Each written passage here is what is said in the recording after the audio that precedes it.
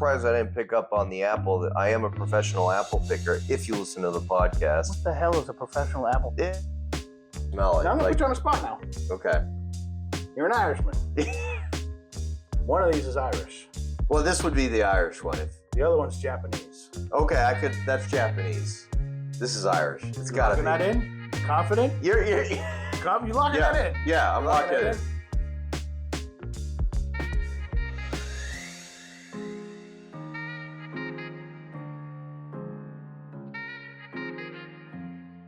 You green over there? I'm green. It's St. Patty's Day. It is St. Patty's Day. Yeah. It's gonna really by the time I get this published because editing department's a little slow here. It's all right. It is right now St. Patty's Day. Yes. And sure enough, yeah, Pat McGroin. Pat McGroin. Yep. Here at the Whiskey Cave. Whiskey Cave. Thanks for having me back here, Tom. Yeah. Yeah. So, it's like a week-long birthday because my birthday was a week ago. Right. And my name's Patrick, so here we are, and we're still drinking Irish whiskey, I think. And you brought a nice Irish whiskey bottle. We're gonna crack that in a minute. Yeah, I'm excited. So my counterpart, obviously, Derrick, he every year goes to Florida for St. Patrick's Day. Which is kind of backwards. So, I mean, I love Florida. Just came back from Florida myself. yeah, he's got friends down there. Yeah. So it's just an annual kind of get together with some boys, if you will. Yeah. So this visit worked out great. We'll kick Derrick to Florida for an episode. We'll bring in Pat and Good we'll do it bullpen call. Yeah. So exactly. welcome to the Whiskey Cave. Yeah. I'm Tom. I'm Pat McGroin from the Cigar Hacks. That's Pat. I do a podcast about cigars and whiskey, and Tom's been on. And we're going to talk some cigars today and whiskey. And whiskey. Well, we're going to talk cigars today. So, yeah. I'm looking forward to that. Oh yeah. Oh yeah. So what you bring? So I brought this West Cork single cask Irish whiskey, 9 years. It's finished in a red wine cask, and it says limited edition, or not limited edition, but New Hampshire Liquor Outlets, where I bought it. And I had West Cork in Ireland, in Cork actually, and I saw this. I said, I gotta grab it. Enough talking about it. All right, let's pour it. Come on, gotta get some Irish whiskey. I mean, obviously you went with Irish. You like Irish whiskey is your preferred whiskey, right? Yes. It is St. Patrick's Day, so I am guilty. I am not wearing any green, but I'm Scottish, so I don't know what my role is here. I am Scottish too. So are you really? Yes, I found this out. My grandmother, I thought, was all Irish, and that would have been 50%. She's half Irish, half Scottish, so I'm not 50%. We're all Irish. mutts, right? Yeah, exactly.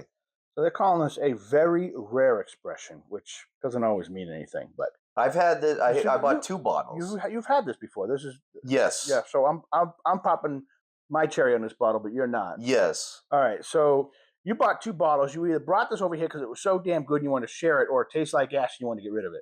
No, I bought 2 with the intention for one for the cave and then one for family friends. Have you had any other Irish whiskey in a wine cask? And I know you have, but specifically, I'm asking. This is a red wine. Red wine cask. And that's what I meant. Which makes it different, and you can smell it, and it definitely is. Let's. Yeah, really get it. Definitely in there. This is I mean, the only red wine I really like is Pinot Noir, and I feel like I get that smell. I mean, I don't know red wines that well either, but so this is going to sound worse than it really is. Okay. My first thing I came to is tainted apple. Oh, I can see that. And really, like if you go with more of a lighter red wine that seems to be a little off-putting on the nose, just a little bit, not too impactful, but just a little bit. And then add some fruit notes that you can typically get from an Irish whiskey, what have you.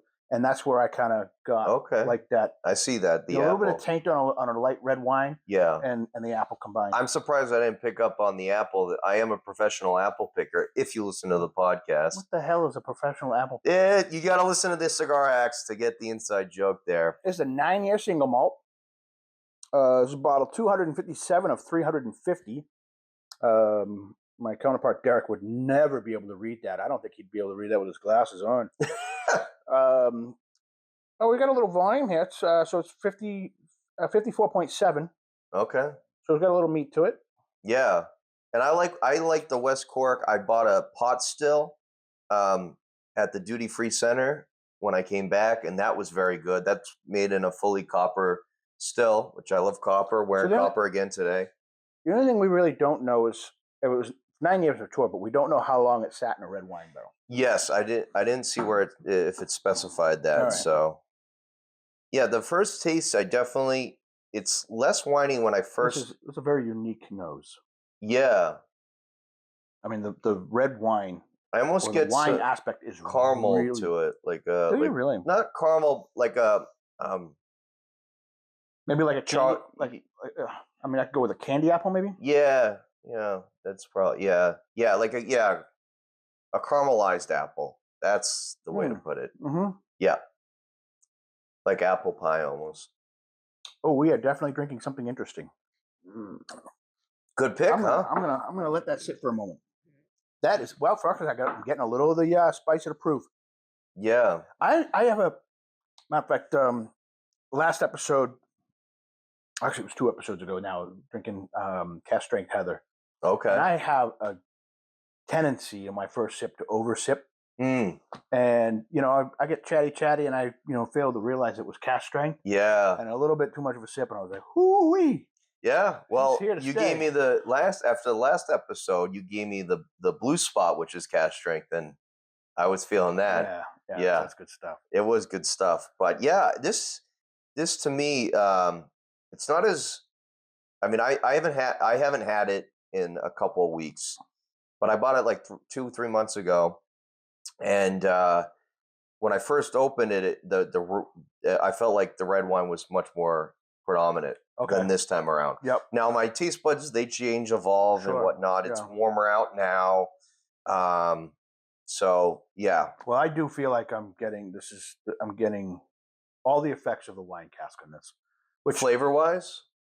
Yes. Okay. Maybe effect wise. Just take a standard Irish whiskey, a standard single malt, right? Mm-hmm. And what is its baseline flavor profile? And then I've experienced a lot of different, either red wine finish, white wine finish, port finish, sherry finish, which is all variation of wine. And there are many times I'll have something I didn't feel like the finishing process move the needle much. This definitely does. Oh, it's distinct. It's distinct. This is. I could pull this to anybody, and they're like, "This is something different." Yes. Yeah. And if you're a red wine drinker and you want to try something different, this would be good. And I've actually been on this journey with red wine where, again, I'm not a huge red wine drinker, but the distinct notes that I get out of it, to bring it back to cigars, I notice Ecuadorian Sumatra has these similar characteristics of red wine. Oh, really? The kind of the cherry greatness of an Ecuadorian Sumatra wrapper, and so I would pair this would pair excellently with an Ecuadorian Sumatra. I'm thinking either the Allegiance by E.P. Carrillo, or say the Special Edition by Rocky Patel. Yes. Yeah. That's a very good cigar. Or a boutique brand called Crown Heads. They have their Caratoba by the Ozinger family. Those are all great smokes by themselves, but with this cigar. So that makes me want to segue into a couple of questions. Obviously, with the Cigar Hacks podcast, you frequent a lot of cigar shops and lounges, correct? Correct. And not just in New England, but I mean, you get out there and travel a little bit. Well, I just came back from Florida for 2 weeks, and we went to see a lot of different places. Yeah. So I want to pick your brain a little bit, and we can talk lounge, we can talk just shop in general. What's your number one pet peeve of a cigar lounge or shop? Well, I've worked as a tobacconist, so you kind of see things that you don't necessarily like.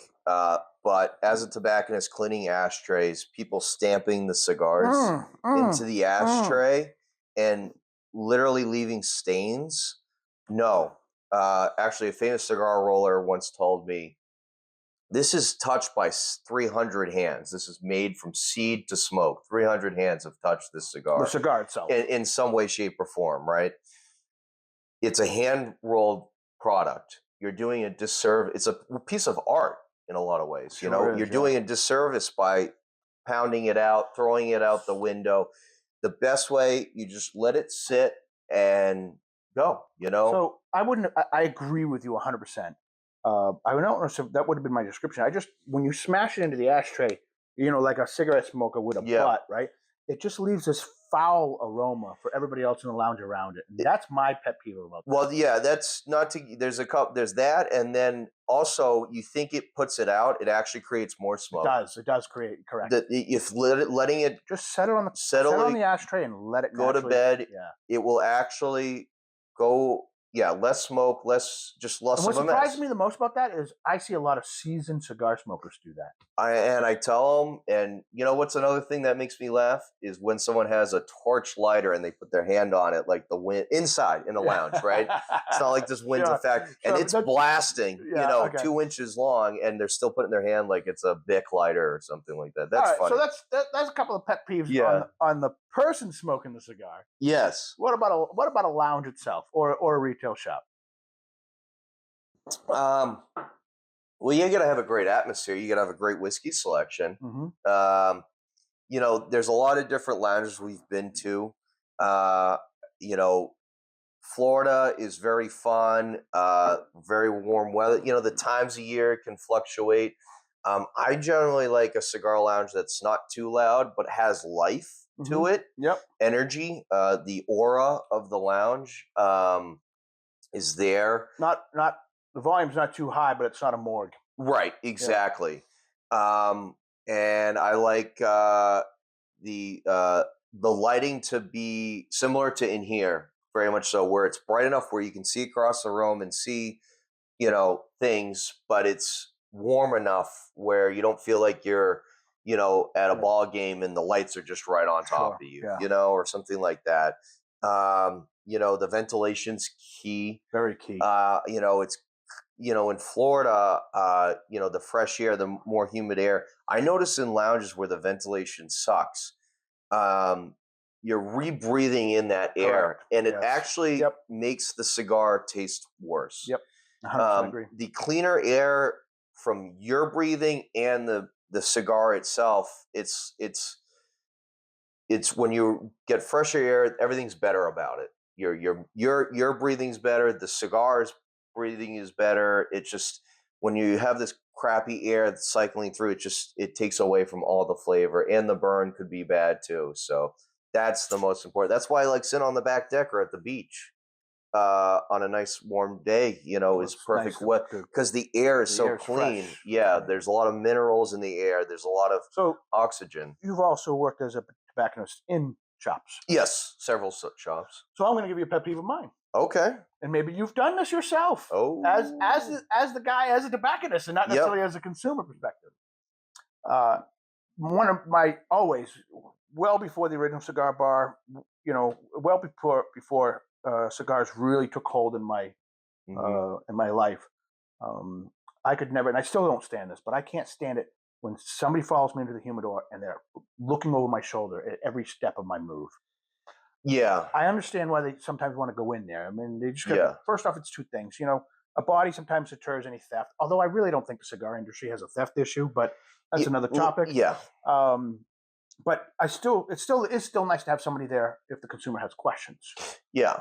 But you can be in presence without being overbearing, and I guess that's that's always been a pet peeve of mine. Yeah, is when I'm over pursued, I feel like a little bit like I just walked onto a car lot. Well, it's like when you go up to a girl and you're trying to get her number. There's a difference between being cocky and confident. That's fair. And fine line, by the way. Yeah, yes. Very, very fine line. And being intimidating and everything. So it's a fine line. So so when I try to do that in a lounge, I try to look busy. I offer my help, and then I start organizing the cigars. I check the humidification. I do things so it disguises. Yes. I don't think anybody has an issue with that. Your presence known as, I think, I would call acceptable and normal. Right. It's what can I help you buy? Right. Without being prompted or, There's the used car salesman, and then there's guys like me that, are just smooth and know what they're doing. Yeah. So not to be too cocky, though. Yeah. Crossing the line. So we've had a couple of sips into this. Any progression? I'm still sticking with the apple. It's I would say it's settled in a little bit. I wouldn't use the word tainted as strong, and I say the word tainted. I don't really say that in a bad way. I come up with a lot of unique terms when it comes to whiskey. I mean, I've used like, wet dog sometimes and still enjoy the drink. So sometimes the terminology doesn't necessarily equate to the actual like or dislike of the beverage.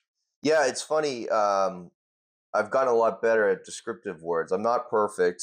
We know some people that are very enthusiastic of their descriptions, but with the cigars, rating the cigars, it helps me figure out what's what. And a lot of people on the podcast that have been there longer even go to me to figure out what's what. Right. Yeah. Yeah. So, I will say this, although I do get a lot of different notes and whatnot in Cigar Lane, but I love and enjoy cigars in general. But my taste buds speak to whiskey.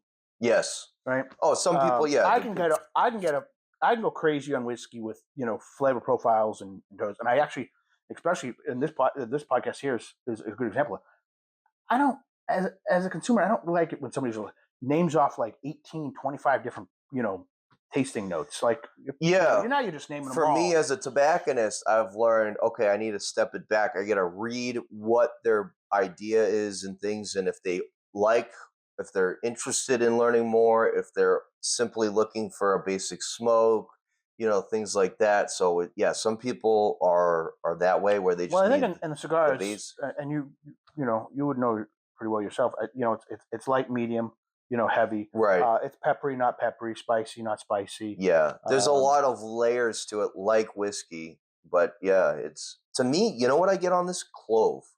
Oh, yeah. Yeah. Clove is, I feel like, I'm like, that's clove, especially tip of the tongue. Clove. It's got a, and you're saying the tip of the tongue, there's I use the word granule a lot. Okay. And really what I mean by that is like, it's got a powdered or granular texture on the back end. And it gives me a little bit of, like a baking spice on the back end. And, and not necessarily totally in a flavor profile, but in a texture profile. And that's the proof's helping create that sensation. All right. But it also, once that proof settles in and you feel the pores within your tongue and the proof settles in a little bit, then that flavor profile typically allows it to come out a little bit more and really settles in. And now you're not just getting the initial, you're getting a full round of flavor notes. Yeah. I can see that. Yeah. Yeah. So we're gonna do a blind tasting. How do you feel about that? Yeah. No, it's do I have to cover my eyes or? No, okay. no. All right. Yeah. All right. So we've introduced a new segment called This or That. This or that. And okay. I'm basically gonna pick 2 bottles throughout the selection here. I'm interested. I will pour them without you knowing what they are. Okay. And then we will. You'll basically let me know if you like this or that. Well, I smoke blind cigars, so we'll see how. So you're Yeah, we'll see how it is. I didn't know cigars had vision.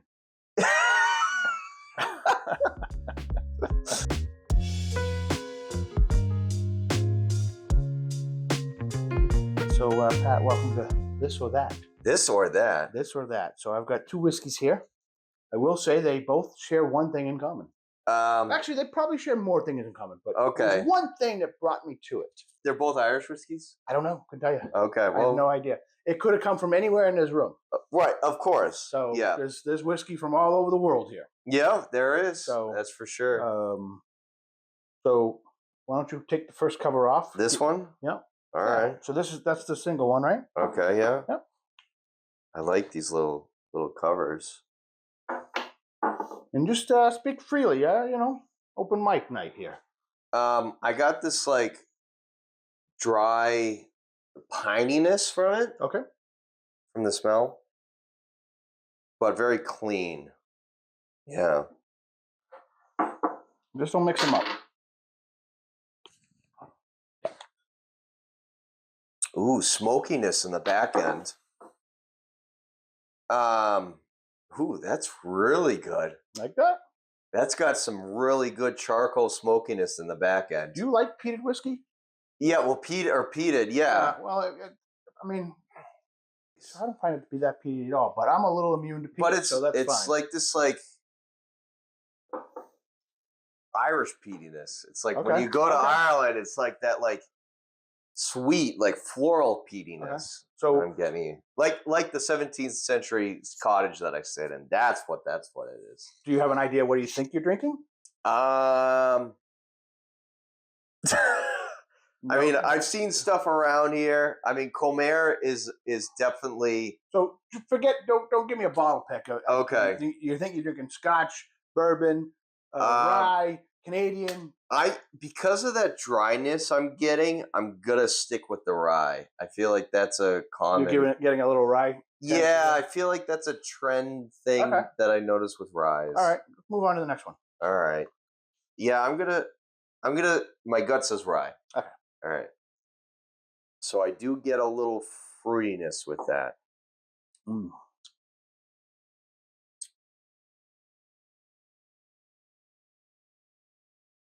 Definitely got that fruitiness.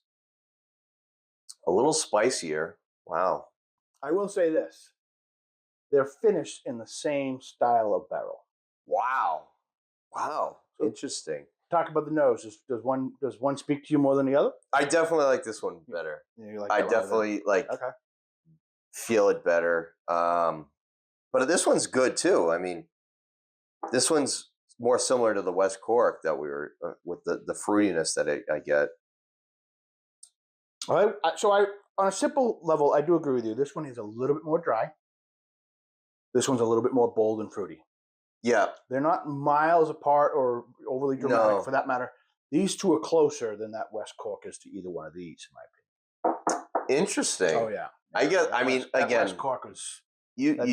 That tainted apple, if you will, really was prominent. For me. Yeah. For me, your taste buds may be different than mine. Well, again, you're much more experienced than I am. That don't mean nothing. Yeah. That's true. Yeah, I mean, guys on the Cigar Podcast, they've been smoking way longer than I have, and I pick out different notes and any different tendencies on the actual flavor profile. This is a lot more. That's definitely drier. The first one. This one definitely has more syrupiness. Not a lot, but it's there. A little bit more volume. Yeah. It's a little. It doesn't. All right, so you like the nose. It sticks to the tongue more. You like the nose of the first one better. And the taste. Okay. Yeah. So you're digging the first one better. Here. But this one's still good. Okay. I'm not saying this one's bad at all. And they're finished in the same barrel. Huh. So they're very. This one's definitely not a rye. So I'll give you this. They're both single malts. Single malts, okay. So there's another thing in common that. Yeah. I still don't know. I know, like, on paper, there's a difference. I don't know, like, how it is different in the taste buds. A single malt versus something else. I'm just not there yet. Yeah, that's fine. Without going too much into detail, single malt isn't necessarily how it sounds in terms of a single malt. It's 100% malted. It's 100% barley in one distillery. Okay. So it could be malted barley, unmalted barley, this batch of barley, this batch of barley. As long as it's in the same distillery, it's considered a single malt. Interesting. When you bring it from this distillery and that distillery, or even this distillery, and bring it all together, that's a blended whiskey. And then you have, grain Scotch, right? Which could be a mix of barley and any other grain you choose. Yeah, by definition. Right. We actually tried a Buglati that was, I think it was 51% rye, and then the rest was barley. So that was a very intriguing bottle. Mm-hmm. Get back on course. Yeah. So you like the first one better. Maybe not by miles, but that's the one you would pick. Yeah, I like the smell of it. So it cleans the sinuses as you smell it. Now I'm going to put you on the spot now. Okay. You're an Irishman. One of these is Irish. Well, this would be the Irish one. If the other one's Japanese. Okay, that's Japanese. This is Irish. It's got to be. Locking that in? You confident? You're locking that in? Yeah, I'm locking it in. Oh, you're wrong. I'm wrong. Yeah, I knew I would be wrong. You like the Japanese. Yeah. Yeah. That's funny. So we almost had a bottle kill here. Wow. But the Japanese you are drinking is Kaiyo whiskey, cask strength, coming in. I always say cask strength. It's kind of a weak cask strength, but 106 proof. And you can see I don't have much left of this bottle because I really do like this bottle. Well, you got to get another one for me because I like it. And the key common denominator here is Mizunara Oak, which is a Japanese tree you mentioned earlier. Yeah. Right? So obviously that's what inspired me here today. To get that. Of that. I knew I had a few things in this place that had a finish in Mizunara. And I knew I needed one would be Irish. Yeah. So we got you with an Irish Mizunara and a Japanese Mizunara. Yeah. And you turned down. Well, I wouldn't say turned down. Yeah. Your second choice out of two was I only had two choices. Was a limited edition Writer's Tears, which I do like. Actually, I've had before. I grabbed the wrong bottle. This is unopened. Yeah, I was gonna say that doesn't look like I had a chance on it. You know. Well, I put the bottle away because I learned that Derrick, and you probably wouldn't do this, but Derrick will eyeball this room and look for a gap in the shelf. Derrick, he's got to find it. He's okay. So, Writer's Tears, limited edition, Japanese cask finish, coming in at 110. So this is it? Yes. Okay, so it's still Japanese, though. Irish whiskey finished in a Japanese wood barrel. So they're both finished in a Japanese wood barrel. Yes. Wow, okay. So that was a common denominator. So Mizunara Oak, actually Mizunara is mostly used, to my knowledge, in high-end Japanese furniture. Oh, okay. Yeah, that makes sense. It's become a little bit more common as a finishing trait for different whiskeys. Yeah. Okay. And it seems to be I don't like this term, but like a high-end finishing process. Yeah. Or less common. So it's not always a sherry or a port or something like that. If something's finished in Mizunara, it tends to have a higher price point. Mm-hmm. So I really like both of these. Yeah, you recommended actually writers to me, and I had the pot still, and that's good. I will say this: I'm going to force myself to pick one in a second. I would probably pick the Japanese. Yeah. I think the Japanese has a little bit more character, but the Irish is just more fruity, and it's an easier drink. Yeah. And again, I'm splitting hairs with that. Yeah, I mean, it's so unique, the Japanese, to me. I'm not as familiar with it, so that's what really draw me to it. So we're gonna get back to we're gonna finish off the bottle you brought. Yes. We'll give us we're gonna finish that whole bottle? No, we're not gonna finish that. We're gonna finish our take. We'll give the our viewers the Whiskey Cave take. Okay. But before we do that, I need you to say, my name is Pat, and I'm Irish, and I prefer the Japanese whiskey today. I know where this is coming from, because if you listen to the podcast, you got to listen to the podcast, because I've played this card with a few people, and they say the same thing. So I'm going to say, what is it? My name is Pat, I'm Irish, and I prefer the Japanese whiskey today. All right. On St. Paddy's Day. Yes. So today's St. Paddy's Day. My name is Pat McGroin from the Cigar Hacks, and I like Japanese whiskey over the Irish whiskey. There you go. That's our This Is That. This or that? This is that? This or that? It's going to be a tongue twister for me. I'm going to have to figure that out. Yeah. I don't know, but I like this. I like that too.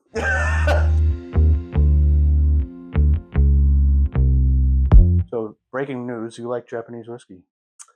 I do. I've had it once before. I forget who, but I had it once before, and it was very good.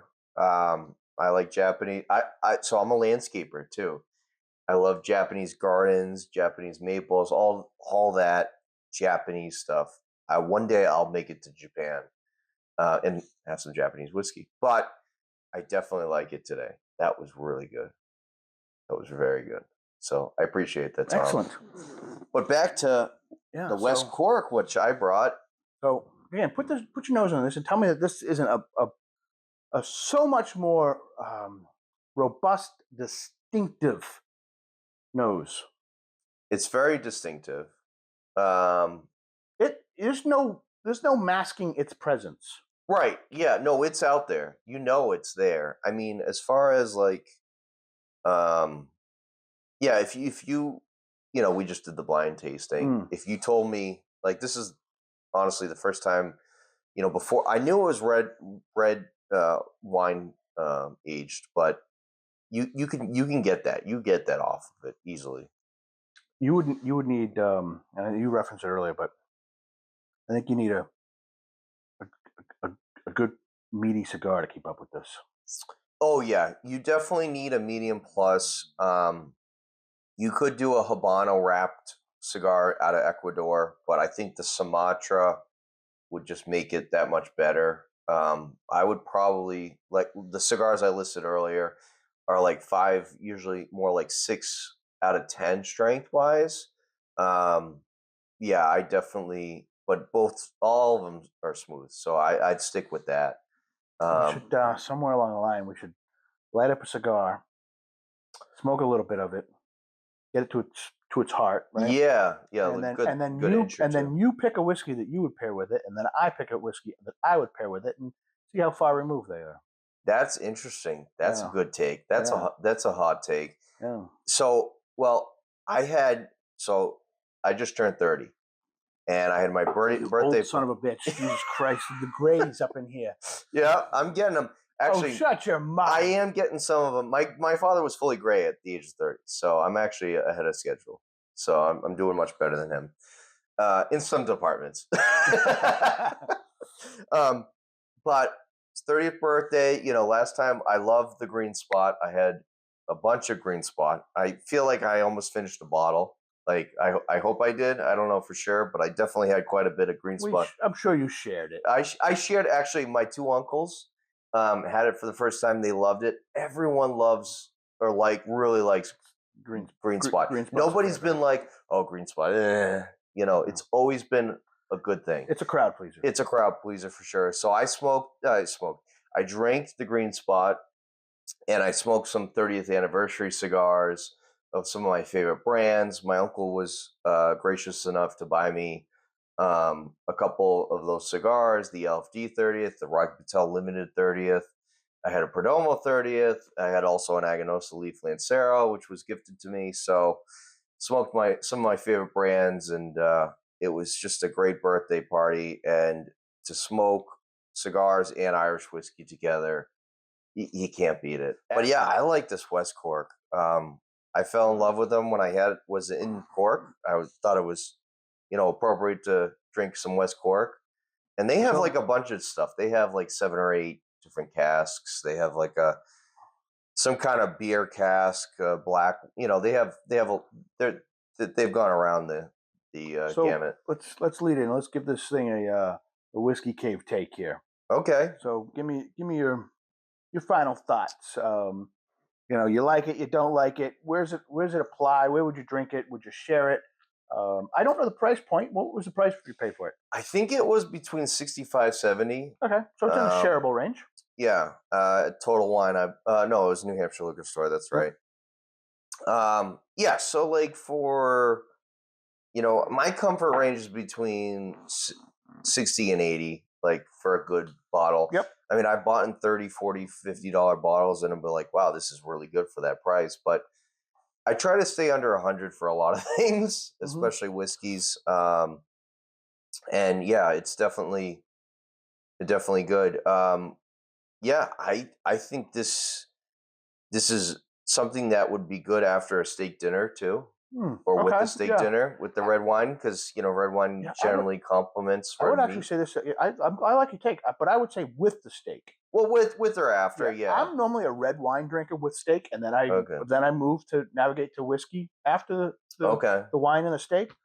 But you bring up an interesting perspective. This actually would go good with the steak. Yeah, as long as you're wearing that shirt, though, right? Because that's. I mean, if I'm eating steak and drinking whiskey, I don't care what shirt I'm wearing. Well, I mean, it's the color goes. I wore this shirt because it's spraying and it's St. Patty's Day. So. I wore this shirt because it's just what I grabbed. I don't. I always miss out on the need to wear green or any of the holiday, and yes, I'm the husband that rolls his eyes on the holiday pajamas. Yeah, right? yeah. So we do it. We do it for our loved ones, and someday you'll be married with children, and you'll find yourself in some ugly pajamas too. So you got things to look forward to in life.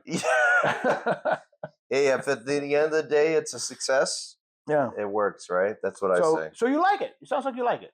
I do like it. Yeah. Would you drink it on the regular, or is this more of an occasional? I feel like it would have to fit that niche, that mood. Yeah. Okay. It's not like a daily drink. We smoke cigars that are like, special occasion cigars. I feel like this is a special occasion drink for not a unreasonable price either, right? Yes. You're not talking hundreds of dollars. Something unique in a.